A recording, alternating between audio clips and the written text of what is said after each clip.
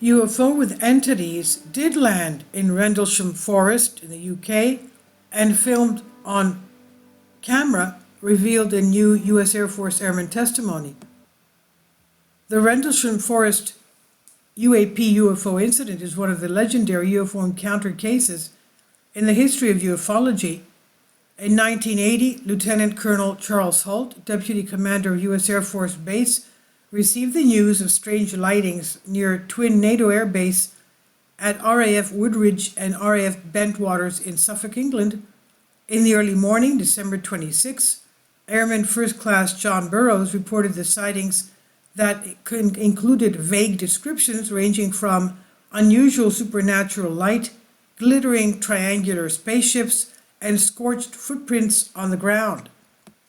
It's always argued whether the Suffolk UFO landing actually happened or it was just a hoax.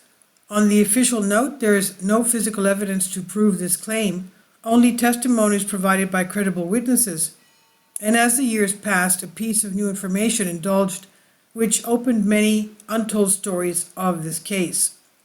Gary Heseltine, a former police detective and UFO investigator, recounts the complex story of the Rendlesham Forest UFO incidents, which is considered the second most famous UFO case after Roswell of 1947 in the US.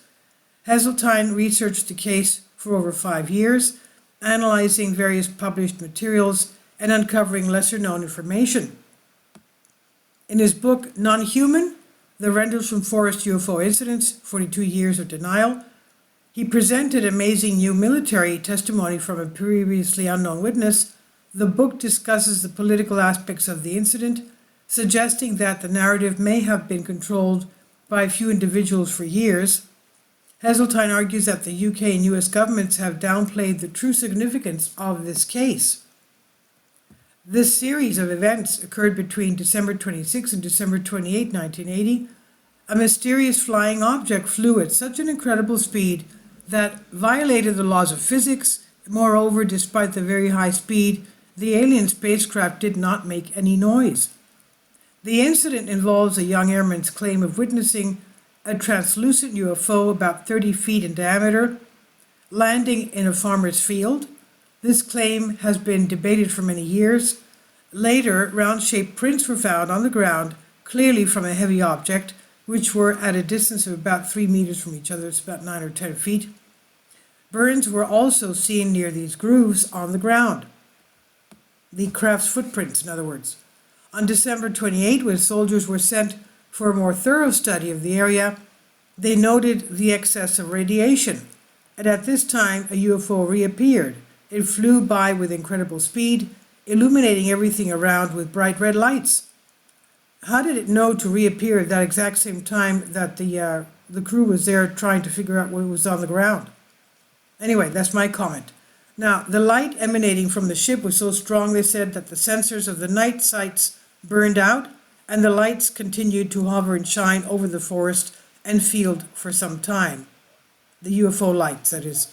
Heseltine discovered a new witness account that sheds new light on the landing of a triangular-shaped UFO in the forest, an event previously recounted publicly only by Staff Sergeant Jim Peniston and Airman John Burroughs. Heseltine reveals that after extensive research, he has obtained corroboration from military witness Sergeant Adrian Bustinza, confirming the occurrence of a UFO landing. Heseltine writes, in a 4.5-hour transatlantic telephone interview, which was audio recorded, he admitted that he had been involved in a secret UFO-related event, a landing of a translucent craft approximately 30 feet in diameter, which was surrounded by a ring of U.S. Air Force security police officers, Heseltine wrote. The landing was filmed on video and Cine cameras, marking it as the second UFO landing event. Heseltine emphasized that Bustina's involvement was significant because he was part of the security perimeter around the craft, as was Larry Warren, an honorably discharged military eyewitness, and was the first to go public about Bentwaters' UFO cover-up. Sergeant Bustinza's account corroborates Warren's version of events, confirming that the entire incident was being filmed. Additionally, Bustinza states that Colonel Gordon Williams, the base commander of the twin U.S. bases RAF Bentwaters and RAF Woodbridge, was present at the second landing. Despite Colonel Williams' denial of involvement, both Bustinza and Warren assert that he was present during the event. Sergeant Adrian Bustinza said, "When I arrived at the scene, it was going in and out through the trees, and at one stage it was hovering." He was referring to the UFO, of course. Interestingly, Heseltine mentioned that both Bustinza and Warren state that entities or life forms were also seen near the craft, engaging in what seemed like a silent confrontation with Colonel Williams. This detail adds a mysterious and intriguing element to the story. Heseltine highlights the significance of Sergeant Adrian Bustinza's corroboration, as it confirms the existence of a second UFO landing. He asserts that the U.S. Air Force has attempted to cover up this event, but now with the corroboration from a first-person witness, the truth is emerging.